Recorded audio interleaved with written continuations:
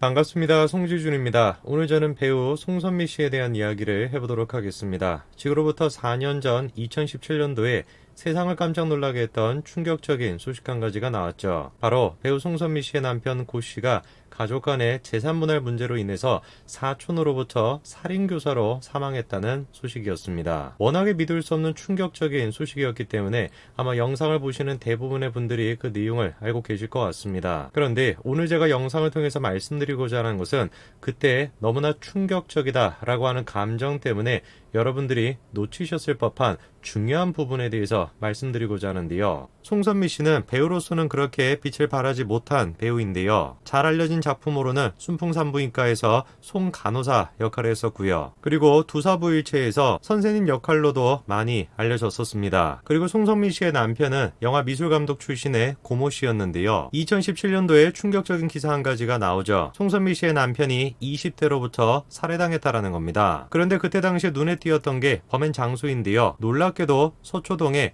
법무법인 사무실에서 사건이 벌어진 것이죠. 다른 데도 아니고 하필이면 법무법인 사무실에서 저런 사건이 벌어지다 보니까 당연히 남편 고 씨가 뭔가 법적인 갈등 때문에 저런 화를 당했다라고 처음에는 생각이 됐었거든요. 그리고 나중에 남편 고 씨 집안에 엄청난 재력이 공개가 됩니다. 남편 고 씨의 할아버지가 광모 씨인데요. 근데 이분이 일본의 유명 호텔 등을 소유하고 있는 재력가로 알려졌는데 그 규모만 하더라도 680억 대였습니다. 그리고 나중에 남편 고 씨와 장손 광모 씨 두 사람 사이에 재산 분쟁 소송 중이라는 것도 보도가 됐습니다. 사촌지간에 소송까지 갔던 배경은 장손 곽 씨가 마치 할아버지가 자기들에게 재산을 증여하기로 한 것처럼 서류를 위조했다라는 겁니다. 그래가지고 그거를 눈치를 채고 고 씨가 서류를 위조했다고 곽 씨를 고소했던 것이죠. 그리고 여기에 조 씨라고 하는 세 번째 인물이 등장을 합니다. 조 씨가 당시에 진술했던 내용은 재산을 받지 못했던 고 씨에게 자기가 연락해서 소송과 관련된 정보를 넘겨주는 대가로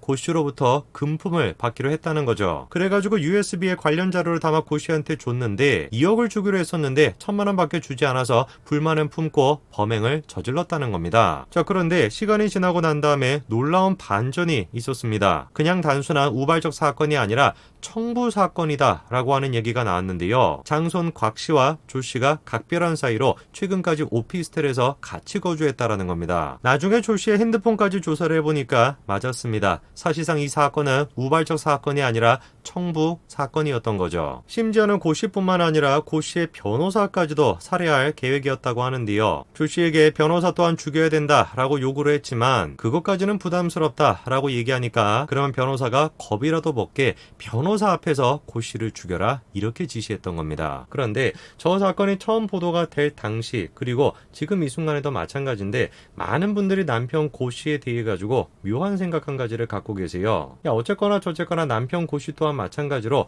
욕심을 부렸던 거는 사실 아니냐 이런 얘기입니다. 그도 그럴 것이 처음 이 사건이 보도가 될 때 내용을 보시면은요. 재판에서 승소하기 위해 가지고 수억 원을 주기로 했다라고 하는 얘기가 나왔고 근데 결국에 약속을 지키지 않고 1,000만 원밖에 주지 않아서 우발적인 사건이 벌어진 것이다. 680억 가까이 되는 재산을 자기한테 주지 않고 장손한테만 주니까 소송을 제기한 것이다. 한마디로 할아버지의 재산을 놓고 가족 간에 다툼이 있었다라는 것으로 보도가 됐죠. 그러니까 저때 당시에 보도의 내용을 보면은 송선미 씨의 남편 고 씨가 그냥 단순한 재산에 대한 욕심 때문에 그러니까 곽 씨한테만 재산을 주고 자기한테는 주지 않는다. 그것 때문에 소송을 건 것처럼 그렇게 느껴집니다. 그런데 송선미 측에서는 뭐라고 얘기합니까? 놀랍게도 유산 싸움이 아니라 뭐였다라는 거예요? 남편 고 씨는 할아버지를 도와주고 있었다는 겁니다. 소송 또한 마찬가지로 남편 고 씨의 의사가 아니라 할아버지의 의사였다라는 거죠. 보도가 되는 내용만 들어보면은 남편 고 씨 또한 이기적인 사람이다. 욕심이 많은 사람이다. 재산 때문에 가족까지도 지금 고소하는 사람이다. 이런 생각이 드는데 도대체 어쩌다가 이런 보도가 나오게 됐던 것일까요? 놀랍게도 그 답은 경찰이었습니다. 남편 고 씨가 조 씨한테 많은 금품을 주기로 했으나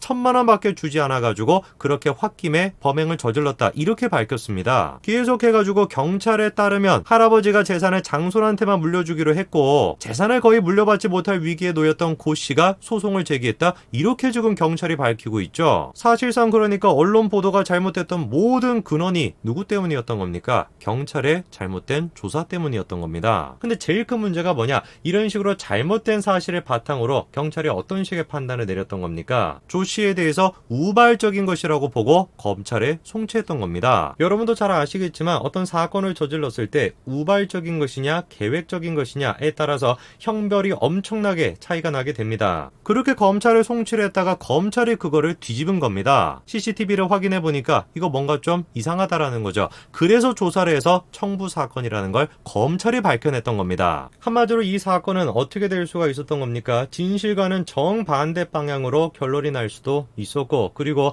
저런 말도 안 되는 끔찍한 범행을 저질렀던 사람이 사실상 우발적인 사건이라 그래서 감형까지 받을 수 있었던 그런 상황이었습니다. 누구 때문에? 경찰 때문에. 제가 주목하는 게 이거고, 오늘 제가 영상을 통해서 말씀드리고 싶었던 게 이겁니다. 많은 분들이 송선미 씨의 사건에 대해서 안타깝다, 충격적이다 라고만 생각하고 계시지, 어쩌다가 이 사건의 진실이 밝혀지게 됐는지, 경찰에 의해서가 아니라 검찰에 의해 가지고 어떻게 이 사건이 뒤집히게 됐는지 그거에 대해서는 모르고 계신다라는 거예요. 근데 만약에 이런 상황 속에서 검찰이 갖고 있는 수사권 자체가 경찰로 이관이 된다면은 글쎄요, 우리 사회가 어떻게 되겠습니까? 사실 송선미 씨 사건뿐만이 아닙니다. 수많은 사건들에서 국민들이 경찰의 수사력에 대해서 의구심을 가지고 있죠. 경찰의 전문성이 검찰에 비해서 무조건 떨어진다, 이런 말씀을 드리는 것이 아니라 경찰은 경찰의 역할이 있고 검찰은 검찰의 역할이 있는 것인데, 검찰을 무조건 악마로 우리가 상정하고 검찰의 역할을 경찰로 이관시키겠다, 이거는 분명히 잘못된 거 아니냐 이거죠. 법원 또한 마찬가지로 경찰이 아니라 검찰의 의견에 따랐습니다. 장손이었던 곽 씨는 무기징역이 확정이 됐고요. 조 씨는 징역 18년이 선고가 됐습니다. 대법원에 가서 결국에 장손인 곽 씨는 무기징역이 나왔고,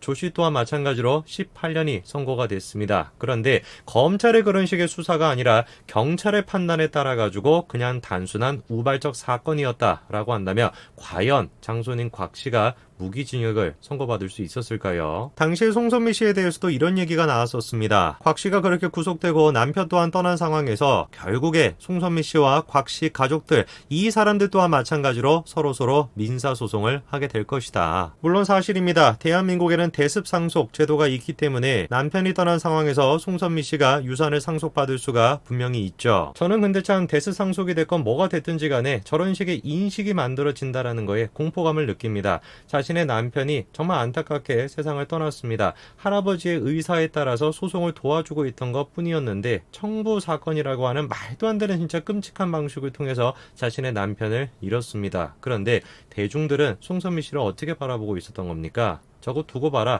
결국에는 대습상속 그런 제도가 있으니까 할아버지의 재산 680억 그거를 차지하겠다라고 마찬가지로 서로서로 민사소송을 넣을 거야, 이런 인식이 만들어졌던 거죠. 아무 잘못도 없는 송선미 씨가 왜 대중들로부터 그런 식의 질타를 받게 됐던 것일까요? 글쎄요, 그런 식의 인식이 만들어지는 데 있어서 경찰이 책임이 없다라고 얘기할 수 있을까요? 송선미 씨의 사건뿐만 아니라 경찰이 주도했던 수많은 사건들이 계속해서 문제가 되고 있는 이 모습을 보면서 저는 한 가지는 분명히 확신이 듭니다. 경찰 혼자서 모든 것들을 결정하는 거, 그거는 분명히 문제가 있다. 검찰이라고 하는 제도를 통해서 경찰의 수사를 보완하고 다시 한번 평가해보는 그런 제도가 반드시 대한민국에 필요하다라는 생각이 다시 한번 듭니다. 오늘까지 말씀드리겠습니다. 감사합니다.